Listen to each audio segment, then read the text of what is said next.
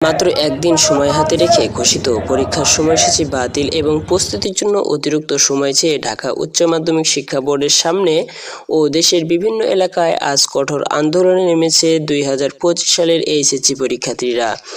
তাদের দাবি উল্লেখিত হওয়ায় এখন তারা শিক্ষা উপদেষ্টার পদত্যাগ দাবি করছে। আজ সকাল 10টা থেকে শত শত শিক্ষার্থী রাজধানীর সেগুনবাগিচায় বোর্ড ভবনের সামনে জড়ো হয়। পরীক্ষা নয়, প্রস্তুতির সময় চাই, শিক্ষা উপদেষ্টার পদত্যাগ করো, এমন স্লোগানে মুখরিত হয়ে ওঠে পুরো এলাকা। ব্যানার, প্লেকার্ড হাতে নিয়ে তারা শান্তিপূর্ণভাবে অবস্থান কর্মসূচি পালন করে। একই সময় চট্টগ্রাম, খুলনা, রাজশাহী, বরিশাল, রংপুর সহ দেশের বিভিন্ন শহর ও উপজেলার শিক্ষার্থীরা স্থানীয় শিক্ষা বোর্ড ও প্রশাসনিক ভবনের সামনে বিক্ষোভ করে। আন্দোলনের মূল কারণ করোনা সংক্রমণ বৃদ্ধি।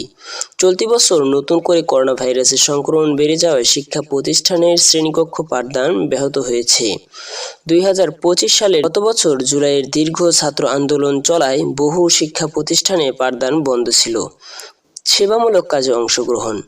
অনেক শিক্ষার্থী সামাজিক ও জাতীয় স্বার্থে বিভিন্ন সেবামূলক কাজে অংশ নেওয়ায় তাদের শিক্ষা জীবনে বড় ধরনের ছন্দপতন ঘটেছে।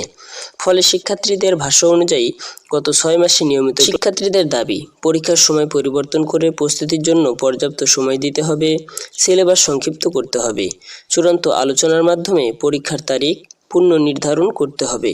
পরীক্ষার্থীদের মত উপেক্ষা করায় শিক্ষা উপদেষ্টার পদত্যাগ দাবি। মোহাম্মদপুর সরকারি কলেজের এক শিক্ষার্থী বলেন, আমরা শুধু ন্যায্য সুযোগ চাই। 6 মাস ক্লাস না করে হঠাৎ পরীক্ষা দেওয়াটা কোনোভাবেই মানসিক বা শিক্ষাগত দিক থেকে যুক্তিযুক্ত নয়। শিক্ষা উপদেষ্টার আমাদের বক্তব্যতা বুঝতেছেন না। শিক্ষা মন্ত্রণালয়ের একজন কর্মকর্তার বরাত দিয়ে জানা গেছে, ছাত্রদের আন্দোলনের বিষয়টি গুরুত্ব সহকারে দেখা হচ্ছে, তবে এখনো কোনো সিদ্ধান্ত পরিবর্তনের কথা ভাবা হয়নি। তবে অভ্যন্তরীণ সূত্রে জানা গেছে, আন্দোলনের ব্যাপকতা বেড়ে গেলে শিক্ষা মন্ত্রণালয় আজ দুপুরে জরুরি বৈঠকে বসতে পারে।